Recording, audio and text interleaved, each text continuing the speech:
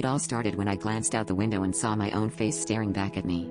The snowstorm was raging outside, but there was no mistaking it. It was me, standing there in the blizzard, wearing clothes I'd never owned. My breath hitched, the glass fogged up with each exhale. I was locked inside my childhood home, a place I hadn't visited in years, after my mother's passing. Memories flooded back, tales she'd told of doppelgangers, harbingers of doom. The face on the other side smirked, a sinister twist of my own features. I backed away, heart pounding, but every room I ran to, there it was, outside every window, mirroring my every move. Then, I noticed the family photo on the mantle. My face was missing, replaced by a shadowy void. The power cut out, plunging the house into darkness. As the temperature inside dropped, the truth hit me.